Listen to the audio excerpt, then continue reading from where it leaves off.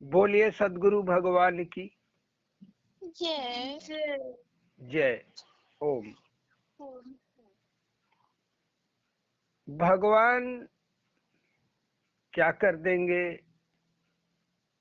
कैसे कुछ कर देते हैं, भगवान हैं कैसे, इसके बारे में लेके बड़ी चर्चा होती रहती है।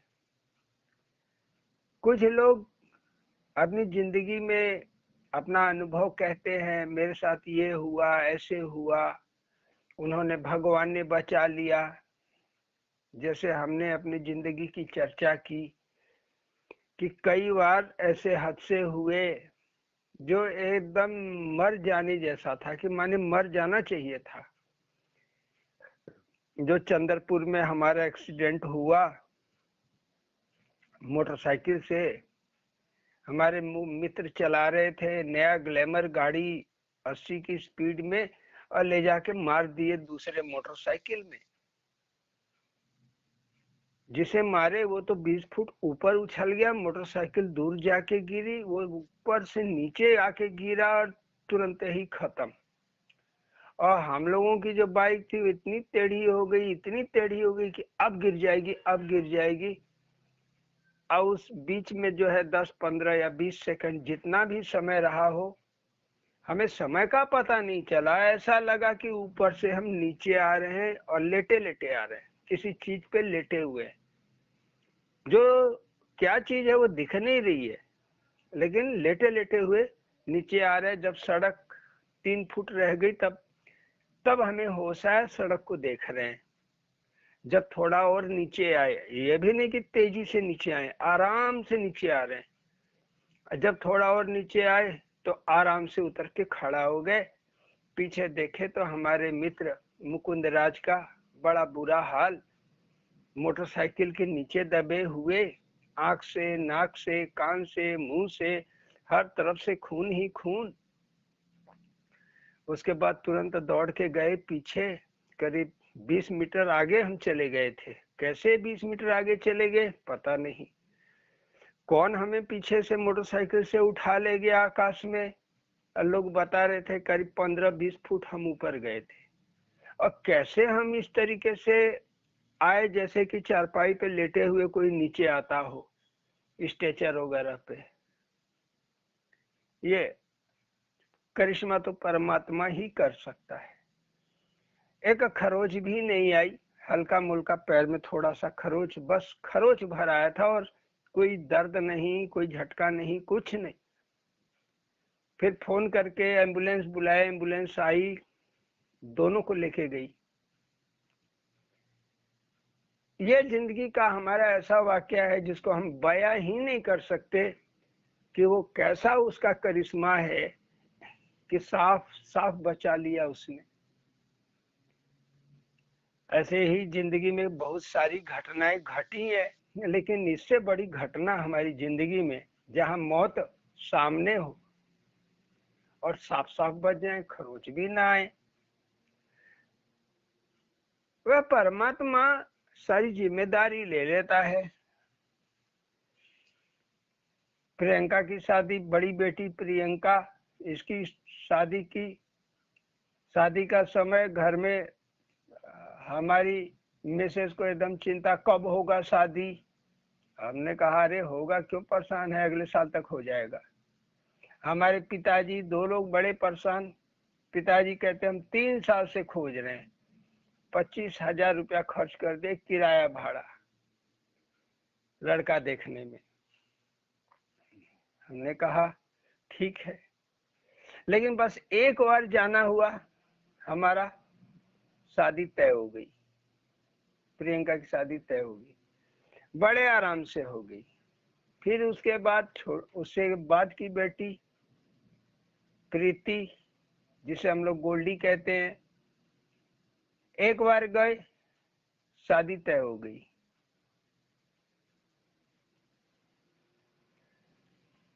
हम एकदम अपने घरेलू काम जितने हैं सब भगवान के ऊपर छोड़ देते, भगवान करेंगे। यही हमारी औरत संध्या बोलती कि अरे कुछ भगवान तो हर कर दी हैं, सब भगवान कर देंगे। हम कहे हाँ भगवान सब कर देंगे। कोई यहाँ तक भी कहता भगवान खाना खिला देंगे, तुमको बना के खिला देंगे। हम कहते हैं हाँ बना के खिला देंगे। इतना ज्यादा भरोसा। कई बार बीमार हुए, बेढ़न में अकेले रहते थे, बुखार आ जाता, टैबलेट खा के लेट जाते, एकदम मन नहीं करता कि खाना बनाएं या कहीं जाएं खाने के लिए। चुपचाप चादर कम्बल ओढ़ के लेट जाते।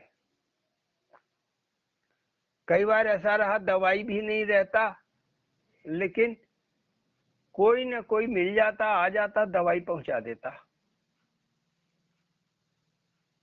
कोई ना कोई आ जाता, फोन करता, कह देते, आवाज देख के ही बोल देता, लगता आपका तबीयत ठीक नहीं है। हाँ यार बुखार है। पता चलता 15 मिनट बाद वो आया और दवा लेके आ गया, लीजिए साहब टिकिया खा लीजिए। यह सब हम घटनाएं हमारे साथ हुई। रात में खाना आ जाता, हमने किसी से मांगा नहीं। रात 10 बजे लेके कोई ना कोई चलाता, रे साहब आज हमारे घर में ये बना था, हमने सोचा कि ले चलते हैं साहब, तो खाना खा लिए होंगे। अक्सर हमारा 9 साढ़े 9 बजे भोजन हो जाता था, तो साहब खा भी लिए होंगे तो सवेरे खा लेंगे। लोग पहुंचा देते। और ऐसा तभी होता जब हम न बना पाते, खाना न बना पाते, बीमार रहते, बाहर मतलब भोजन करने का मन ही नहीं करता। लेकिन फिर ऐसा भोजन आ जाता, टिकिया खा के बुखार भी उतर जाता, फिर भोजन खाने का मन कर जाता, तो रात 11-11 बजे बैठ के खाना खा लेते। जबकि स्वस्थ रहते हैं तो हम 11 बजे नहीं खाते हैं भोजन, लेकिन परिस्थिति, भगवान क्या सब कर देंगे? तो भगवान ही वह सक्षम पुरुष है जो सब कर सकता है, कर देता है। हमारा सौभाग्य ऐसा है कि दुर्गा माता ने स्वयं रोटी बनाई है और हमें खिलाई है, उनके हाथ से बना हुआ। पिछले जन्म में मड़ैया बाबा के हाथ का बना हुआ रोटी हम खाए हैं, वह बनाए हैं और हम खाए हैं।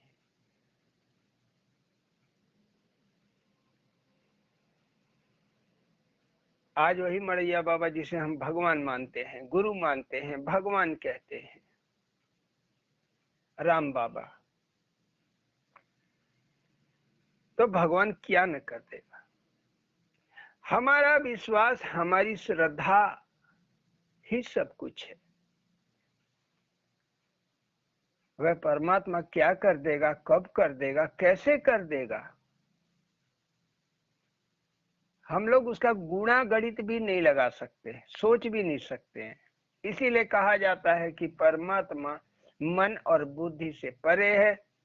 तो आज परमात्मा के कुछ इन्हीं बातों को लेके, परमात्मा के बारे में तो बहुत लोग बताते, कहते, लिखते आए हैं। वेद कहते कहते थक गए, कम पड़ गया। कितने भगत आए, नानक अपने बताए, ईसा मसीह अपने बताए, पैगंबर साहब बताए, मंसूर साहब बताए, मीरा बताई, रामकृष्ण परमहंस, विवेकानंद, जितने भगत रहे हैं, इधर तुकाराम महाराष्ट्र में, दक्षिण भारत में कई सारे संत। तो जो आया भगवान का गुण गाया और भगवान के बारे में अपना अनुभव कहा। तो ये भगवान का अनुभव, भगवान की चर्चा कभी खत्म नहीं होने वाली है। तो के जाने रे भेद तेरा, का कर दे डेरा डेरा। डेरा डेरा, डेरा माने घर होता है जिसमें लोग रहते हैं, किस घर में कहाँ कब कर देगा। तो एक डेरा बाहर है जिस मकान में हम रहते हैं, और एक डेरा हमारा चित्त है जहाँ परमात्मा बसता है। परमात्मा का मूल स्थान चित्त ही है, चित्त में ही आत्मा का निवास है। इसी आत्मा में परमात्मा बसता है,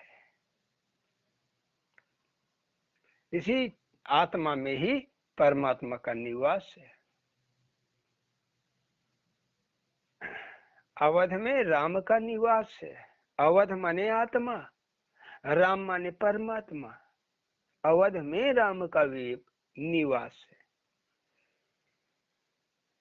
तो के जाने रे भेद तेरा, का कर दे डेरा डेरा।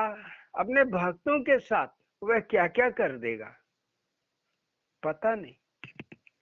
पल में उजाला पल में अंधेरा, हरि तेरा लबेरा। लबेरा, लबेरा बोलते हैं जो आपका बेल होती है, उसमें कई बेल हो जाए, उसमें तरोई की बेल, उसी में नेनुआ की बेल, उसी में कद्दू की बेल, सब आपस में ये हो जाए। कुछ फसल आप लगाते हैं, साग सब्जी लगाते हैं बगीचे में, उसी में और कुछ कुछ उगाए, पता चला उसमें चना भी आ गया एक पेड़, उसमें कुछ और सरसों भी उग गया, उसी में गेहूं का भी एक पेड़ उग गया, जो हमारे काम का नहीं है। तो कहते हैं परमात्मा तो निर्गुण है, परमात्मा को क्या मतलब इन सब से। लेकिन अनुभव में तो ऐसा नहीं आता है। जिसको लबेरा कहा गया, जिसको बकवास कहा गया महात्माओं के द्वारा, कुछ संतों के द्वारा, भक्तों के लिए वो बड़ा काम का है। तो ये जो परमात्मा का अनुभव है, ये एक लबेरा ही है। इसी के सहारे भगत लोग आगे बढ़ते हैं। हमने देखा जब से हम भक्ति कर रहे हैं, भक्ति तो बचपन से कर रहे हैं, लेकिन 2004 हमारी सखा जगिया हाथ मिला लिया इसने, तब से इस भक्ति में गति आ गई। माने गति क्या है? तो गति माने स्पीड। तो क्या स्पीड आ गया? तो गति ये आ गया कि अनुभव मिलने लगा। जैसे गंध का अनुभव मिलना, कई बार शारदा माता, वैष्णो माता हमसे कही आज हम तेरे घर में आएंगे। शुरू शुरू में 2004 की बात है ये। तेरे घर आएंगे तो हम पहचानेंगे कैसे? तो शारदा माता बोली हम धुआं धुआं कर देंगे। धुआं धुआं कर देंगे तो समझ लेना हम आ गए। हमने कहा अच्छी बात। तो वैष्णो माता से पूछा आपको कैसे पहचानेंगे? तो वैष्णव माता कही कि तुमको एकदम बढ़िया, एकदम सुगंध आने लगेगा, बहुत खूबसूरत फूल का गंध आने लगेगा, ऐसा गंध जो तुम्हारे घर के आसपास मीलों कहीं नहीं होगा। ठीक मिला, मिला भी वह शानदार गंध जिसे घूम घूम हम खोजते रह गए, आ कहां से रहा है। सोर्स, स्रोत, ये आ कहां से रहा है नहीं पता चला। सारे कमरों में फैल गई। वहां बिंदनगर में 3 कमरे, एक रसोई, लैट्रिन, बाथरूम, इतना ही था। सब जगह फैल गया, बाहर नहीं। बाहर जरा सा भी गंध नहीं। बार बार बाहर जाके देखते, वहां गंध ना मिलती, कमरे में आके गंध मिलता। तो गंध को भी रोक देने वाला कि एक सीमा के अंदर ही गंध रहे, उसके आगे न जाए, ये अनुभूति मिली। धुआं का अनुभव तो हुआ, ऐसा लगा पूरे कमरे में धुआं भर रहा है। हल्का हल्का धुआं भर गया, और वह धुआं भी अच्छा लग रहा है, जैसे किसी यज्ञ हवन का धुआं हो। तो इस तरह का अनुभव बता बता के हमें देते रहे। फिर जब आगे बढ़े तो स्वामी जी मिले, मड़ैया बाबा माने राम बाबा, अड़गड़ानंद जी मिले, और भी कुछ संत मिले, महात्मा मिले। इनसे फिर जाना कि नहीं वह तो एक ही है, पहले सुना था लेकिन इनसे जाना वह एक ही है, वह है तो सर्वत्र हर जगह है, कोई स्थान ही खाली नहीं जहां वह न हो। तो सर्वत्र उसकी सत्ता है, लेकिन मूल रूप से वह आत्मा में निवास करता है, उसका एक अंश है आत्मा। उसे जानना, उसे समझना है तो इस आत्मा में प्रवेश करना पड़ेगा, तब जाने की अरे नहीं बाहर नहीं, अंदर। अंदर की जो पूजा होती है इसी को साधना कहते हैं, और यही पूजा परमात्मा के सही सही अनुभव को फिर करा देती है। धारणा, ध्यान, तब समाधि, ये रूट है, ये मार्ग है। तो पहले आप धारण तो करो अपने हृदय में 2-2.5 अक्षर के नाम को, उसके बाद धीरे धीरे स्वरूप प्रकट हो जाएगा। वह जो स्वरूप प्रकट होगा आपके द्वारा सोचा गया नहीं होगा, वह स्वतः होगा। यह स्वरूप का प्रकट होना, भगवान का दर्शन देना एक कहलाता है, एक बात है, एक ही बात है। इसी स्वरूप के द्वारा धीरे धीरे आप उस स्वरूप तक पहुंच जाएंगे जो निर्गुण है, निरंकार है। तो लीला नाम रूप लीला धाम आप धारण कर लिए, समाधि में चले जाओगे, वहां उस आनंद को पाओगे। समाधि में क्या पाएंगे? आनंद को, आनंद की अनुभूति पाएंगे, शून्यता का अनुभव करेंगे, एकदम चित्त सुन, मन सुन, बुद्धि सुन, तमाम इंद्रियां अंग शून्य हो जाएंगे। एकदम शून्यता की स्थिति को प्राप्त कर लेना, यह समाधि का अनुभव हो जाता है। और भक्ति का यही रूप सर्वश्रेष्ठ है, क्योंकि भगवान के दर्शन के साथ ही भगवान में अब विलय,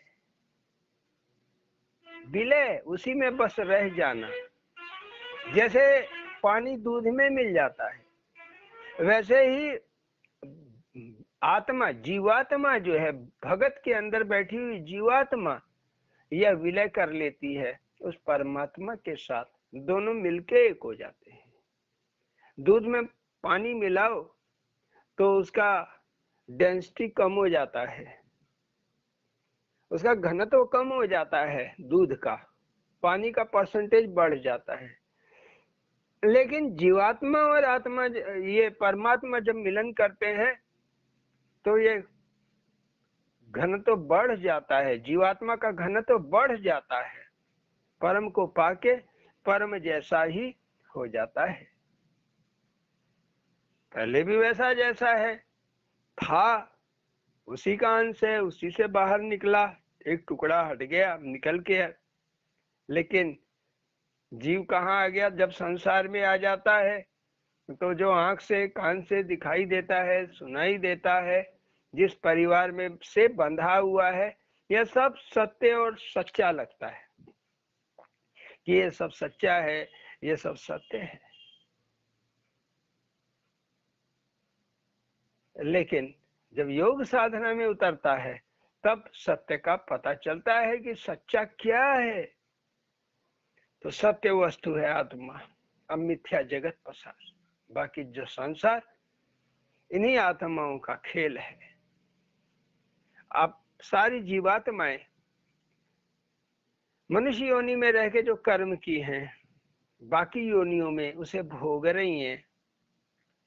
तो के जाने रे भेद तेरा, जब भक्ति करेगा या फिर साधना करेगा, भक्ति साधना में ही बदल जाती है, भक्ति साधना में बदल जाती है, साधना ज्ञान में बदल जाता है।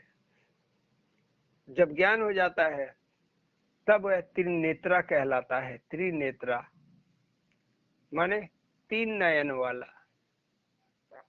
हर भगत त्रिनेत्रा है, बस समझ जिस दिन आ जाए। तो के जाने रे भेद तेरा, का कर दे डेरा डेरा, माने वह हृदय में डेरा, हृदय में अपना डेरा बना लेता है। तब देखो पल में उजाला पल में अंधेरा, हरि तेरा उजाला। तुरंत आपको आशा आ जाएगी। निराशा में डूबे डूबे वह आपको आशा निमित कर देगा। दुख में घिरने वाले को सुख में बदल देता है। मरने वाले को वह जिला देता है। वह क्या कर देगा पता नहीं, कोई गारंटी नहीं उसकी। जिनको अमर होने का बड़ा ये रहा कि मैंने वरदान लिया है, जैसे होलिका को वरदान था आग में नहीं जलेगी, वो जल गई। अब प्रहलाद नहीं जला। क्यों? प्रहलाद के साथ विश्व शक्ति थी, जिसे विष्णु कहते हैं। तो परमात्मा का एक नाम विष्णु भी है। विष्णु के 4 हाथ 4 दिशा को बताते हैं कि उस परमात्मा का हाथ चारों दिशाओं में है। शंख, चक्र, गदा और पद्म ये उनके हाथों में शोभा देता है। शंख उद्घोष का प्रतीक है, माने आवाज का प्रतीक है। भगवान जिसके लिए शंख बजा दिए उसकी इस माया पे विजय निश्चित है। वह परमात्मा दिलाएंगे विजय। कैसे दिलाना है उनके ऊपर छोड़ दो। लेकिन जिससे शंख जिसके पक्ष में, जैसे कृष्ण ने अर्जुन के पक्ष में शंख बजा दिया, अर्जुन को विजय मिली।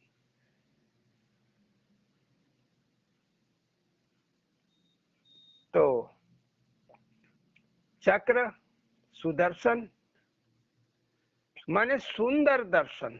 चक्र माने काल होता है समय, जो समय को फेर सके, काट सके, आपके बुरे समय को काट सके, आपके बुरे संस्कार को काट सके। वही तभी संभव है जब आप उस परमात्मा का दर्शन करने लगोगे। तो हर भजन करने वाले दर्शन तो कर रहे हैं। तीसरा है गदा। गदा माने दृढ़ता। दृढ़ हो आप गदाधारी हो, माने दृढ़ हो। ये नहीं कि मन हिलने लगा, अरे भूत तो नहीं है, भगवान है कि भूत है कि कोई चुड़ैल है। हमारे घर में पायल की आवाज आती थी। ये संध्या बोलती, अरे कोनो चुड़ैल है कि भूत है। हम कहते कुछ नहीं, हमारे सखा है। यह विश्वास और सोच का अंतर है। तो उसको भूत ही दिखाई दिए, हमें हमारे सखा दिखाई दिए। एक दुबे जी करके हमारे मित्र थे, वहां बैठन में बिजली विभाग में, अब रिटायर हो गए हैं, बीपी दुबे। तो वहीं जगिया धाम में वो भी जाते थे, हंसते थे, बोलते थे हमारे सखा से। हम भी जाते थे, हमारे भी बच्चे, और ये संध्या जाती थी, उनकी भी मिसेज आती थी। हम लोग अच्छे मित्र हैं। अभी वो आते हैं हमारे घर, उनके भी बच्चे आते थे। तब सब छोटे थे, हमारे भी बच्चे, उनके भी बच्चे, सब छोटे थे। वही 12-13 साल से लेकर सब 2-3 साल वाले इस उम्र में थे। तो एक दिन सखा ने हमसे कहा, शारदा माता थी, हमने कहा देख मैं तुम्हारे तीनों बच्चों को दिव्य दृष्टि देती हूँ। हमने कहा ये क्या होता है? बोले ये हमें देख सकेंगे, हमें सुन सकेंगे। हमने कहा अच्छी बात है, खुश हो गए। माता ने दे दिया। तब तक दुबे जी की मिसेज थी, उसने कहा हमारे बच्चों को भी दीजिए। तो शारदा माता ने कहा नहीं, अभी तुम्हारे बच्चों को अभी नहीं मिले पाएगा, अभी समय नहीं, अनुकूल नहीं है। तो जिद कर ली। अब ये बात हो जाती है, एक भगत का दूसरे भगत को मालूम हो जाए तो कंपटीशन, क्यों नहीं हमारे बच्चे को दिया। तो माता बुलाई, दे दी, उनके बच्चे को बुलाई, दे दी, गरिमा को भी दी। बोली देखो मैं यहाँ बीच में खड़ा हो रही हूँ, तुम बताना कौन है। पहले खड़ी हुई, बीच में खड़ी हुई, तो गरिमा हाथ जोड़ ली। उसमें गरिमा 4 साल की रही होगी। गरिमा हाथ जोड़ ली, अपना सिर नीचे रख दी। हम लोग तो कुछ नहीं देख पा रहे थे, लेकिन गरिमा देख पा रही थी। वो जब देखा, वो लड़का उनका जब देखा, घिघिया गया, कांपने लगा डर के मारे, भागा माँ के पास अपने, मारे भूत, मारे भूत, मारे भूत। फिर शारदा माता आई और कही कि देखा, जा मैंने तेरे बच्चों को दे दिया है, लेकिन ये तो भूत देख रहा है, ये मेरे रूप को भूत के जैसा देख रहा है, और ये गरिमा ये मुझे सरस्वती के रूप में देख रही है। वस्तु एक, दो निगाहें देव दिखने वाले अलग अलग देख रहे हैं। ऐसा क्या कोई जादूगर कर सकता है कि सब लोग अलग अलग देखें? तो भगवान ही ऐसे हैं। रामचरित पढ़िए, उसमें जब सीता स्वयंवर हो रहा था, तो जितने असुर थे, राक्षस थे, उनको राम क्या दिखाई दे रहे थे? काल जैसे दिखाई दे रहे थे, काल स्वरूप, भयभीत कर देने वाला रूप दिखा रहे थे। और वही भगत लोग क्या देख रहे थे? उनका सुंदर रूप देख रहे थे। ये इसी को कहते हैं सुदर्शन। सुंदर रूप सुदर्शन कहलाता है। और यही रूप जब भगत पकड़ लेते हैं तो उनके ग्रह कटते हैं। वैसे ही दृढ़ता गदा कहलाती है, और कमल का फूल यह भक्ति है। तो ये दृढ़ता, अब वो विष्णु जो है वह सब कुछ देने में सक्षम है। वो आपको उद्घोष कर देगा, कृष्ण ने शंख बजा दिया, अर्जुन जीता। डिगिर डिगिर था अर्जुन का मन, मैं नहीं लड़ूंगा, मैं नहीं लड़ूंगा, अपने लोगों को क्यों मारूंगा। खड़ा कर दिया, दृढ़ कर दिया, उठा गांडीव। तो गांडीव माने भी दृढ़ता होता है। धनुष माने ध्यान, ध्यान का दृढ़ हो जाना, तो गांडीव है। और विचारों का दृढ़ हो जाना, यह गदा है। प्रतीक के रूप में रखा गया है इसको। और भगवान ही भक्ति देने में सक्षम है, तो वह कमल का फूल ही हुए, भक्ति है। लेकिन हम कुछ और समझते हैं। 4 हाथ चारों दिशाओं में उनका प्रभाव है, तो इसलिए चतुर्भुज कहा जाता है। तो सबके अपने अपने अर्थ है।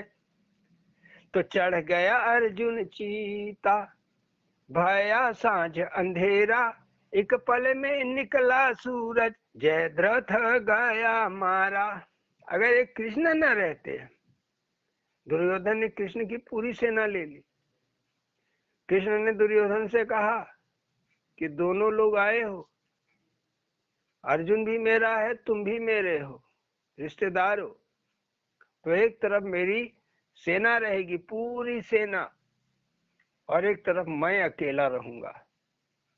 लेकिन मैं भी हथियार नहीं उठाऊंगा, अस्त्र शस्त्र को हाथ नहीं लगाऊंगा।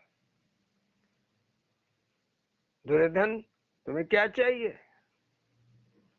तो दुर्योधन कृष्ण को लेके क्या करता? कहा हमें सेना चाहिए। अर्जुन ने कहा प्रभु, अगर मुझे भी आप पहले, अगर मेरी बारी रहती तो भी मैं कहता कि मैं तो आपको ही लूंगा, मुझे कृष्ण चाहिए। और वैसे ही हम अपनी जिंदगी में बहुत से लोग रिद्धियां सिद्धियां पाने का ख्वाब रखते हैं, बहुत से लोग पाते भी हैं, देवियों की देवताओं की सिद्धि कर लेते हैं लोग। यह सब क्या है? भगवान का सेना है। देवी देवता रिद्धियां सिद्धियां ये उस कृष्ण की सेना है, आपके सदगुरु की सेना है। तो आपको रिद्धियां सिद्धियां चाहिए, देवी देवता चाहिए, कि आपको सदगुरु का साथ चाहिए? जो सदगुरु का साथ मिल जाएगा तो आपकी पूरी जीवन नैया पार हो जाएगी। यह जो महाभारत का युद्ध है आपका माया के साथ, काम क्रोध लोभ ईर्षा राग देश, ये सब दुर्योधन की सेना है। दुशासन, क्रोध ही दुशासन है। उनकी सेना में कर्ण, कर्ण जो धार्मिक तो है लेकिन अंधा है, सही और गलत का निर्णय नहीं ले पाता, वह कर्ण है। कि मैं जो भक्ति कर रहा हूँ, भजन कर रहा हूँ, मैं जो दान पुण्य कर रहा हूँ, सही है कि गलत है। एक शराबी को पैसा दे दिया, भीख मांगा तो क्या फायदा? तो दान दिया भी किसी काम ना आया। वह दान कभी नहीं फैलता, कभी पुण्य प्रदान नहीं करता, उल्टा पाप ही दे देता है। इसलिए दान भी सोच के करना चाहिए। वैसे ही उसकी दुर्योधन माने बुरा धन, दुर माने बुरा, तो बुरा धन आपके अंदर क्या क्या भरा हुआ है, क्या क्या विचार बुरे बुरे भरे हुए हैं, वह दुर्योधन हो गया। वैसे धूर्त धृतराष्ट्र है, धूर्त। तो बहुत से लोग होते हैं धूर्त, कई धूर्तई का काम करते रहते, इनको उनको उल्लू बनाते रहते, वादा करके मुकर जाते, पैसे लेके वो लौटाते नहीं है, तो धूर्तई करते हैं। तो इनको धृतराष्ट्र, तो इनकी से ये पूरे दुर्योधन के पुत्र है, ये इनके पूरे पुत्र हैं धृतराष्ट्र के। वैसे ही आपके द्रोणाचार्य, इनके गुरु द्रोणाचार्य, ये भी खड़े थे उसी लड़ाई में। द्रोणा माने द्वैत, द्वैत माने ये कि ये भगवान की ये भगवान, जिसको यही क्लियर ना हो कि वो बाहर वाला वो भगवान मड़ैया बाबा भगवान की स्वामी जी भगवान, अगर बाहरी पूजा करने वाला है तो दुर्गा माई भगवान की, शंकर जी भगवान की, कृष्ण जी भगवान की, राम जी भगवान की, हनुमान जी भगवान, कौन भगवान है जिसे यही नहीं पता? तो द्वंद्व में फंसा हुआ, द्वैत में, तो हम द्वैत की पूजा करते हैं, द्वैत की पूजा करते हैं माने संसारिक, आत्मा की पूजा छोड़ के हम उस सब द्वैत की माने संसार की पूजा करना, यही द्रोणाचार्य है, कृपाचार्य है। आधा अधूरा ज्ञान होना, आधा अधूरी साधना करने वाला बस कृपा करने लगे, जा तेरा ये काम हो जाए, जा तेरा वो काम हो जाए, कृपाचार्य ये भी मारा जाता है। तो इस तरह दुर्योधन की सारी सेना, एक जयद्रथ, विजय को रोक देने वाला द्रथ। आपका मन अति उत्साह से भरा हुआ मन है क्या? अभिमन्यु। लेकिन जयद्रथ और इसकी सेना मिलके हमारे उत्साह से भजन कर रहे हैं, एकदम चल रहे हैं, अब मिल जाएगा तब मिल जाएगा, समय लगता है, जैसे महावीर जैन को अब तब लगा हुआ था, अब मिल जाएगा तब मिल जाएगा। तभी एक दिन एक किसान आके उनके कान में चिचिहड़े का पेड़ उखाड़ा और डाल दिया। चिचिहड़े के पेड़ में उल्टे कांटे होते हैं बहुत सारे छोटे छोटे, उनके कान में गया, दर्द होने लगा, उनका ध्यान टूटा। तो किसान चिल्ला के पूछा मेरे बैल कहाँ हैं? तो दर्द से वो चिल्लाए, उंगली दिखा दी ऐसे, उस दिशा में किसान चला गया। उसके बैल वहां बांध के गया था, कैसे भी खुल गए, कहीं चले गए। अब उनसे पूछने के लिए कि मेरे बैल कहाँ गए, गुस्से में चिचेड़े का पेड़ उखाड़ा डाल दिया। लोग आए, उनके कांटे निकाले, दवा डाली कान में, लेकिन कई दिन तक उससे परेशान रहे, 4-5 दिन दर्द से, ध्यान में दिक्कत हुआ। भगवान से पूछे ऐसा क्यों हुआ, तो भगवान कहे बेटा ये तेरा अंतिम ये था, संस्कार बचा था। यह किसान पिछले जन्म में चोर था, इसने चोरी नहीं किया था, लेकिन तुमने इसको चोरी के अपराध में कबूला नहीं, तो तुमने इसके हाथ में कान में भाला डाल दिया। अब भाला की नोक अंदर चली गई, ये मर गया। और यही तुम्हारा बदला बाकी था, तो तुम्हारे कान में भी कांटा जाना चाह वाला था, लेकिन मैंने इसे बदल के चिचिड़े का पेड़ कर दिया। तो उसके मन में आया चिचिड़े का पेड़ डाले, ये मेरे ही काम है, क्योंकि संस्कार को काटना था। अब तुझे दर्शन हो जाएगा। 5वें दिन उन्हें साक्षात्कार हो गया, आत्म दर्शन हो गया। अब आप सोच रहे होंगे भगवान कैसे बात करते हैं, तो भगवान आकाशवाणी से भी बात करते हैं, भगवान गुरु और महात्मा का स्वरूप बना के भी बात करते हैं, लेकिन भगवान का एक अंतिम स्वरूप है जो दिव्य है और अलौकिक है। वह स्वरूप का प्राप्त हो जाना, आत्म स्वरूप को प्राप्त कर लेना एक बराबर है। तो क्या हुआ, अर्जुन ने कसम खाई मेरे बेटे अभिमन्यु को जिसने मारा उसको मैं मार डालूंगा, कल की लड़ाई में मार डालूंगा, अगर नहीं मारा तो शाम को मैं चिता पे चढ़ के जल जाऊंगा। तो जयद्रथ तो छिप गया, दिन भर लड़ते रहे, कृष्ण खोजते रहे, जयद्रथ के पास पहुंचने की कोशिश की है, नहीं पहुंच पाए, शाम हो गई। तब दुर्योधन याद दिलाया, इसके सब पहुंच गए दुर्योधन के, अब तो शाम, लड़ाई बंद, भैया चढ़ो चिता पे। अर्जुन चिता लगाया, बैठ गया चिता पे, धनुष बाण रख दिया। कृष्ण बोले ए अर्जुन ऐसे क्या मार रहा, वीरों की तरह मत। तो कैसे वीरों की तरह मारा जाता है, जला जाता है चिता में। तो बोले अपना धनुष बाण हाथ में ले,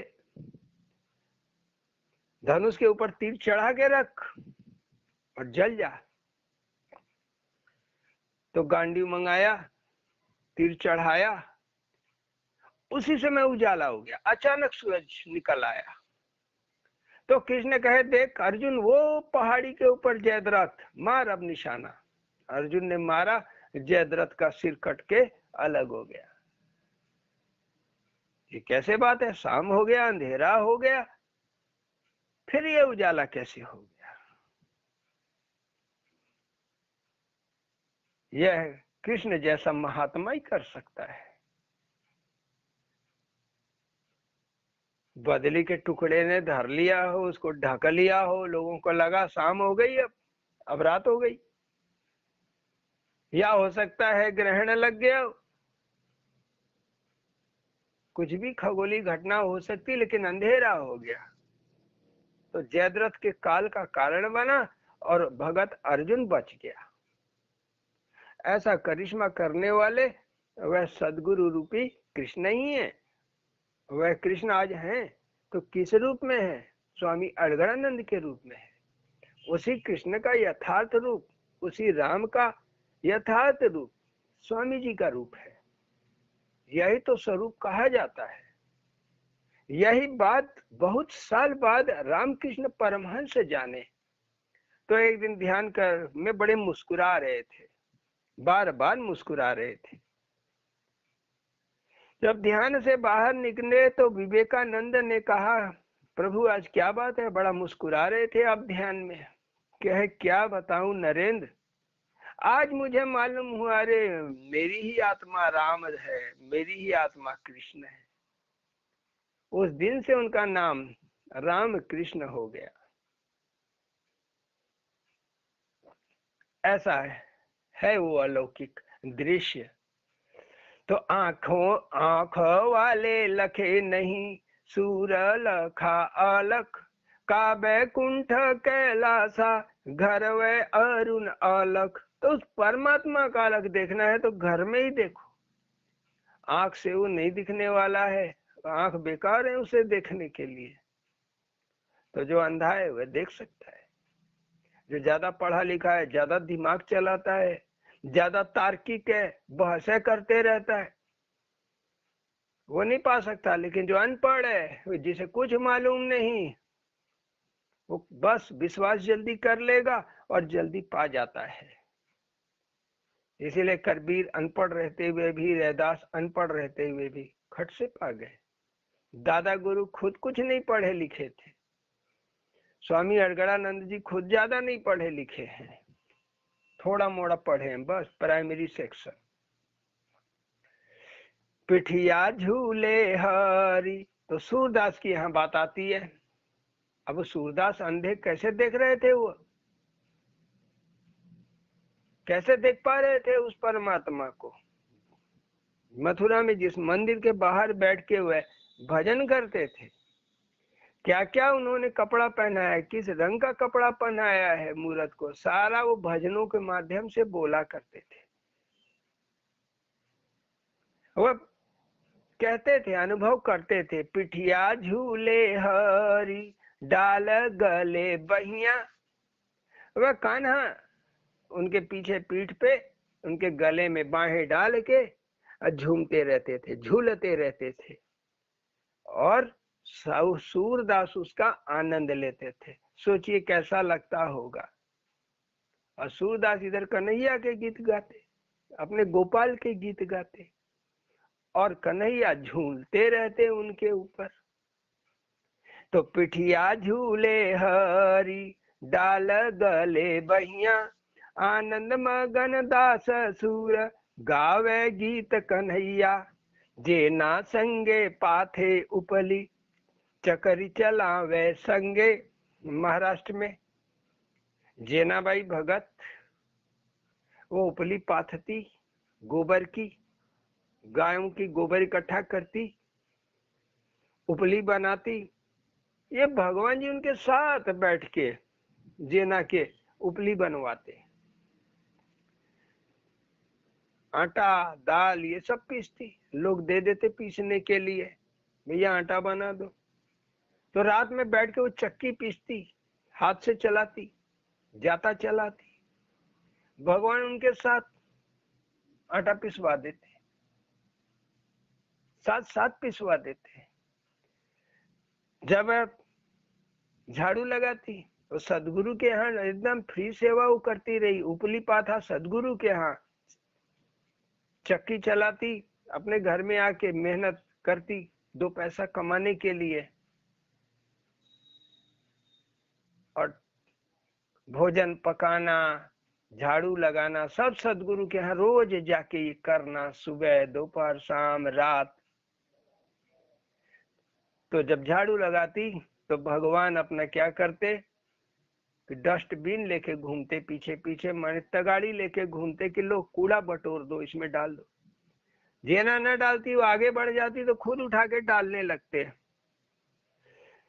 तो दौड़ दौड़ कूड़ा बटोरे, जेना के आगे पाछे। सोचिए वो भगत को क्या इस तरह का अनुभव होता होगा, तो कैसा होगा। आप ही लोगों को अनुभव हो रहा है। वो सरोजा का दूध लेके गिरा दिए, पतीला लेके दौड़े, गिर गए, अपने भी गिरे, दूध भी गिरा दिए।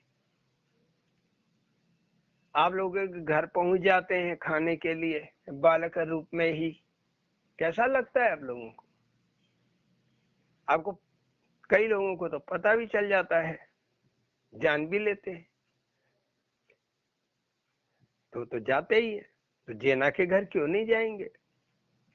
डोलत बोलत हरी हरी, फांसी भी आनंद लगी। अब सोचिए कि कोई ऐसी औरत जो अपने गुरु का पूरा चूल्हा चक्कर कपड़ा धोना, भगवान जाके कपड़ा भी धुलवाते उसका, चक्री भी चलाना, अपने भी 2 पैसा कमाने के लिए मेहनत करना, फिर उनके यहाँ कोई आ गया भगत तो उनका भी ख्याल रखना, उनके लिए पानी की व्यवस्था, भोजन की व्यवस्था करना, सब उसी के जिम्मे, जेना के जिम्मे। तो ये गृहस्थी की फांसी भी उसको आनंद रास आने लगी। तो आपको गृहस्थी में जब परमात्मा का साथ मिल जाए, आगे पीछे घूमने लगे, तब ये गृहस्थी भी फांसी नहीं लगती, ये भी आनंद देने लगता है। भगत आराम से काम करने लगता है, खुशी खुशी करता है, भगवान साथ में, तो रोए क्यों। तो जो पहले रोते रोते काम करता था, भगवान का भजन करते हुए अब हंसते हुए काम करता है। भक्तों ने यही किया है। तो डोलत बोलत हरि संगे, फांसी भी आनंद लगे, ऐसे अरुण हरि प्रेम के अनुरागे। वह तो खाली प्रेम का लोभी है। आप एकदम खुले दिल से, शंका रहित होके उस परमात्मा से प्रेम कर लीजिए, फिर देखिए वो क्या नहीं कर देता है। लेकिन उसको जानते ही लोग नहीं है, शंका खड़ी हो जाती है पहले, भूत तो नहीं, चुड़ैल तो नहीं, किसी ने जादू तो नहीं मार दिया, गंध कहाँ से आ गई, अरे धुआं धुआं हो गया, कोई टोना तो नहीं मार दिया, तबीयत खराब हो गई तो कोई कुछ कर दिया क्या, यह सब सोचने लगते हैं। इससे मनुष्य पहले बाहर हो जाए। तो का कर जई है सखा हरि, भगतो नहीं जाने, जितना दी है जनाई उतने अरुण जाने। जितना परमात्मा आपको भगत को जना देगा, उतना ही भगत जानेगा, उससे ज्यादा क्या समझ पाएगा। जितना दिखा देगा अपने आप को या अपनी लीला को, उतना ही भगत देख सकता है। आप लोग देख ही रहे, कौन नहीं देख रहा है, दो चार होंगे जो ना देख रहे होंगे, बाकी तो सब आप लोग देख ही रहे, और आप लोग चर्चा भी करते हो उसकी। तो एक नहीं दो नहीं, 10 10 फंदे टूटे, भजे हरि महावीरा काहे न काल छूटे। उस परमात्मा को भज के महावीर जैन को 10 बार फांसी पे चढ़ाया गया। हर बार फांसी का फंदा टूट जाता, फिर चढ़ाया जाता, फिर टूट जाता, फिर चढ़ाया। जब 10 बार टूट गया, तब वहां के राजा ने कहा भाई इसे छोड़ दो, लगता है कोई बड़ा महात्मा है ये, इसे छोड़ दो। उन्हें छोड़ दिया। फिर उनको इंजाम क्या लगा था, चोरी का। राजा ने कहा तुम कौन हो भाई, चोर हो? कुछ नहीं बोले, मौन व्रत धारण किए थे कुछ ना बोलने का, तो ना इशारा किए ना कुछ बोले ही। तो राजा को गुस्सा आया, उनको फांसी की सजा दे दी। तो 10 बार फांसी पे झुलाया, हर बार रस्सी टूट गई। ऐसा उस परमात्मा का खेल है, ऐसा उस परमात्मा की लीला है। जब लो सांस, जब लो सांस, भज अरुण दुआ हरि से मांगा। जब लो सांस, भज अरुण दुआ हरि से मांगा। अपना न पराया कोई, भजले हरि राग। अपना न पराया कोई, भजले हरि राग। अपना और पराया का चर्चा छोड़ के, भेद छोड़ के, केवल भगवान से क्या मांगो, भजन मांगो।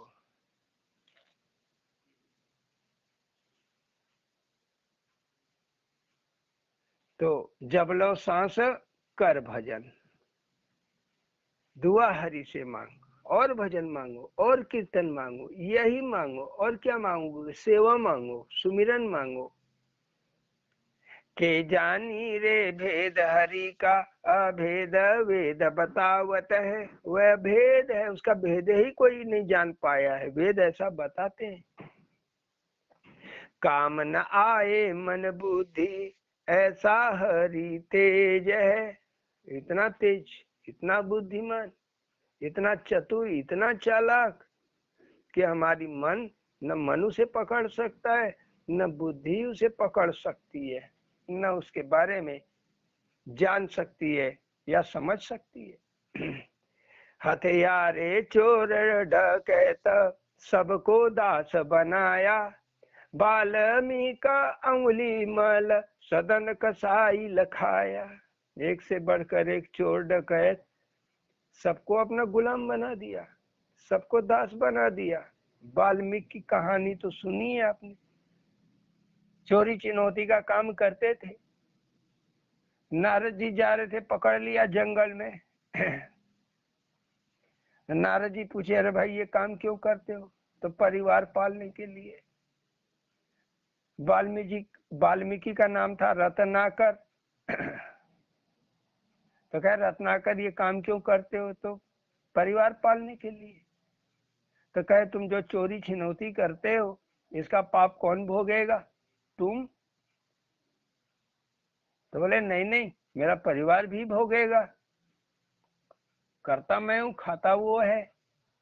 लड़का खा रहा है, लड़की खा रही है, माता पिता खा रहे, औरत खा रही है, जो जो खा रहा है सब भागीदार हुआ।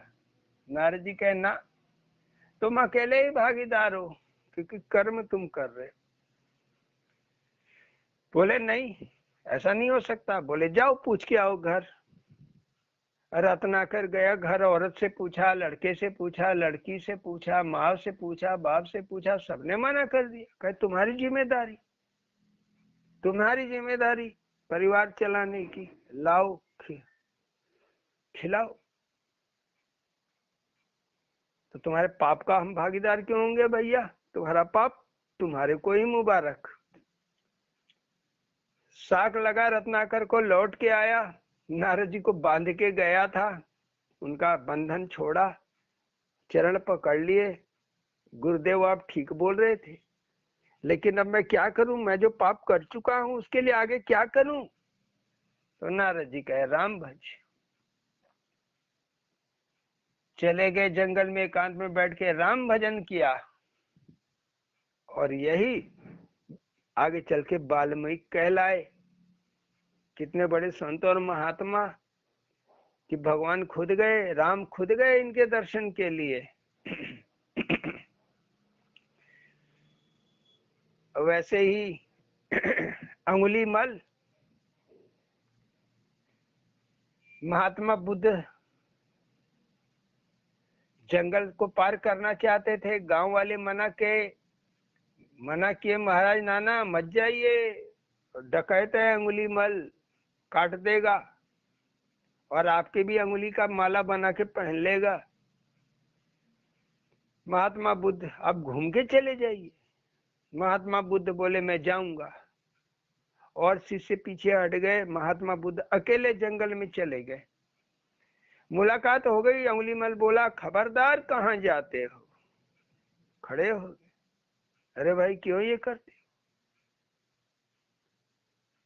तो अंगुलीमल से पहली बार कोई प्रश्न इस तरह का किया था, नहीं तो लोग अंगुलीमल को देखते हाथ जोड़ते, छोड़ दो मुझे, जिंदा छोड़ दो, चाहे जो लेना है दे दो। लेकिन अंगुलीमल नहीं छोड़ता। पहली बार कोई ये सवाल पूछने वाला मिला था अंगुलीमल को, ये क्यों करते हो? बोला ऐसे ही, मुझे मजा आता है, खुशी मिलती है सबको मारने में, सबका सामान छीनने में। महात्मा बुद्ध बोले उस पेड़ के 10 पत्ते तोड़ के लाओ। अंगुलीमल लेके आए। बोला क्या मतलब है, मुझे बहकाना चाहते? बोले कुछ नहीं, बहका नहीं रहा हूं, तुम्हें सिखा रहा हूं, जाओ अब लगा दो, जहां से तोड़े हो वहीं लगा दो पत्ता। अंगुलीमल बोला अरे ऐसे कैसे हो सकता है, पेड़ से टूटा हुआ पत्ता कैसे लगाया जा सकता है? ऐसा हो ही नहीं सकता। तो महात्मा बुद्ध बोले तब तुम क्यों लोगों को काटते हो, क्यों जीवों की हत्या करते हो? जब उन्हें जिंदा नहीं कर सकते तो काटने का अधिकार तुम्हें नहीं है, मारने का अधिकार तुम्हें नहीं है। बोले अच्छा, तो तुम लगा के दिखाओ। महात्मा बुद्ध हाथ में पत्तियां लिए विनय किए, हे पत्तियों, मैं इनकी आंख खोलना चाहता था, इसलिए मुझे तोड़वाना पड़ा। तुम लोग जाओ अपने अपने स्थान पे। सारी पत्तियां हाथ से निकल के अपनी अपनी जगह लग गई। इतना बड़ा चमत्कार काफी था। अंगुलीमल चरण पकड़ लिया। यही अंगुलीमल ऐसा भगत हो गया कि इसका नाम आनंद कहलाया। हमेशा महात्मा बुद्ध का साथ रहा। बौद्ध हो गया और महात्मा बुद्ध का साथ मिला, मुक्ति को प्राप्त किया। जैसे वाल्मीकि मुक्ति को प्राप्त किए, परम स्थिति को प्राप्त किए, वैसे आनंद भी पाया। सदन कसाई 100 बकरा रोज काटने वाला सदन कसाई एक संत पहुंच गए, क्यों काटते हो? बोले पेट पालने के लिए। बोले कुछ कम काट सकते हो? बोला नहीं, मैं 400 काटता हूँ, 100 से ऊपर ही काटता हूँ। संत बोले कि मैं एक निर्णय कर लो कि मैं इतने ही बकरे रोज काटूंगा, इससे ऊपर नहीं काटूंगा। कसम खा लो, 10 तो 10 है, खा लिया कसम, उतने ही बकरे काटने लगा। एक दिन उसका कोटा पूरा हो गया 100 बकरों का। बोला अब आगे नहीं काटना है। तब तक बावर्ची आया, कहा ए मालिक कहे एक बकरा काट, मेहमान आने वाले, मालिक के मेहमान आने वाले। सदन कसाई कहा नहीं, मैं 100 बकरे का वचन दिया था, मैं काट चुका हूँ 100 बकरा, अब ना काटूंगा। बावर्ची बोला तब मार डालेगा तुझे मालिक। बड़ा सोच में पड़ गया सदन कसाई। सोचा उसके आण को काट लूं। उठा के अपना हथियार चला, चाकू चला। तब बकरा बोला ऐसा ना करो, मेरी गर्दन काट दो। मेरी गर्दन काट दो चलेगा, लेकिन मेरी आण काट दी तो मैं मर जाऊंगा, खून से लथपथ होके तड़प तड़प के मरूंगा। इससे अच्छा तो मेरी गर्दन काट दे। जब बकरा की आवाज सुने तो सदन कसाई को एकदम ये लगा, बाप रे, ये भी प्रभु का, परमात्मा का चमत्कार। छुरा वही रख के वो चला गया घर, काटा वाटा नहीं। जब मेहमान आए, परोसा गया भोजन, तो उसमें मांस नहीं। मालिक को बड़ा गुस्सा आया, बावर्ची से पूछा। बावर्ची ने कहा कि सदन बोला 100 काट चुका हूं बकरे, अब ना काटूंगा, मेरा कोटा पूरा हो गया है। 400 रोज काटता था, लेकिन संत ने वादा किया संत से वादा किया 100 से ऊपर ना काटूंगा, तो नहीं काटता था। लेकिन उस दिन फंस गया। मालिक को गुस्सा आया, पहुंचा इसके घर, डकैत अपना लठाइत लेके खूब पिटवाया, भागा सदन कसाई छोड़ के, घर ही छोड़ के भाग गया। रास्ते में एक अंधेरा हुआ, इतना मार खाने और चलते चलते उड़ीसा की तरफ चल दिया, जगन्नाथपुरी। रात में एक जब अंधेरा हुआ, एक जगह रुका, तो एक सेठ का घर था। सेठाइन खूब इनकी सेवा हुआ की, खूब इनको मलहम पट्टी की। रात में जब सेठाइन सोई, ये भी सो गया, तो सेठानी आके इनके चारपाई पे, सदन के चारपाई पे सो गई। सदन उठ के खड़ा हो गया, अरे ये क्या करती हो? तो बोले चुपचाप रहो, मेरे साथ सो, नहीं तो मैं चिल्ला दूंगी, तुम्हें फंसा दूंगी। सदन उठ गया तो जोर जोर से चिल्लाने लगी। उठ के जब सदन चल दिया तो जोर जोर से चिल्लाने लगी। लोग दौड़े, पकड़ लिए, लगे पीटने। सेठ भी बाहर गया था, दूसरे दिन पहुंच गया। पंचायत बैठी, फैसला किया कि इसको मृत्यु दंड दिया जाए। तो कैसे मारा जाए? तो इसको ईंटों के बीच में चुनवा दिया जाए, घुट घुट के मर जाएगा। तो ईंटों का बीच में इसको चुना जाने लगा, चारों ओर इसके ईंटें जोड़ी जाने लगी, ताकि बंद कर देंगे तो घुट घुट के मर जाएगा। ईंटें जोड़ी जा रही थी, आखिरी ईंट बाकी थी, तभी जोर का चक्रवात आया, गोल गोल घूमने वाली हवा, सब ईंटें उखड़ गई। वो जो मकान था वह गिरा, उसका छत भी उड़ गया, वो सेठानी के ऊपर गिर गया, सेठानी मर गई। सदन कसाई भाग लिया, पहुंच गया जगन्नाथपुरी, दौड़ते दौड़ते जाके सब बात, वही संत मिले, साधु मिले, उनसे सारी बात कही। तो उन्होंने कहा, बेटा तो पिछले जन्म में ये सेठानी गाय थी, और जिस कसाई के यहाँ तू नौकरी कर रहा था वह कसाई था। इस गाय को खरीद के वो ले जा रहा था, तू साधना कर रहा था, भजन कर रहा था, शाम का टाइम था, गाय कैसे भी इसका रस्सी छुड़ा के भाग गई, और जहां तू बैठ के ध्यान कर रहा था वहीं पीछे झाड़ी में छिप गई। कसाई आया, तुझसे पूछा मेरी गाय कहाँ है, तुमने देखा तो तुमसे झूठ ना बोला गया, तुमने दिखा दिया, इशारा कर दिया उधर है गाय। गाय ने भी श्राप दे दिया तुम्हें कि जाओ, तुम मेरा वध करने के लिए कारण बने हो, मैं तुम्हारा वध करूंगी। तो इस जन्म में ये सेठानी बनी है वही गाय, और जो तुम्हारा कसाई वो तुम्हारा मालिक। इसीलिए पिछले जन्म का योगी, इस जन्म में कसाई, सदन कसाई।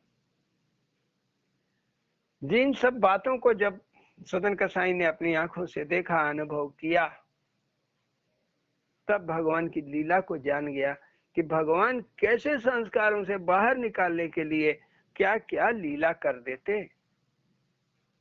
तो इसीलिए हथियारे चोर डकैता सबको दास बनाया, बाल्मीकि अंगुली माला सदन कसाई लखाया, रह गए मुल्ला काजी हरिदास लखाया। हरिदास बंगाल में भगत मुसलमान थे। वहां का नवाब बोला, अरे मुसलमान हो के ये भजन करता है हरि हरि, पीटो। उनका नाम ही हरिदास था। तब तक कोड़े मारो जब तक मर न जाए, और वो भी बाजार में घुमा घुमा के मारो। मारे गए उनको कोड़ा, हर बार हरिओम हरिओम बोलते रहे। कब तक बर्दाश्त करते? 4 कोड़े मारने वाले जल्लाद लगाए गए थे, 4। अंत में मर गए। भेजा गया हाकिम को, उनका नाड़ी चेक किया, फिर जो सीनियर हाकिम था राजा का, उसको भेजा गया चेक करने के लिए। दोनों ने चेक करके बता दिया ये मर गया है। उनको उठा के गंगा में फेंक दिया। दूसरे दिन सुबेरे सुबेरे खबर मिली कि रैदास जी अपनी कुटिया में भजन कर रहे हैं। ऐसा सुना तो दौड़ आ गया नवाब, जाके देखा तो सच में रैदास भजन कर रहे हैं। लेट गया, उनके चरणों में माफी मांगा। तो मरा हुआ आदमी भी कब जिंदा होके लौट आए, तो इसका उस मालिक का करिश्मा है।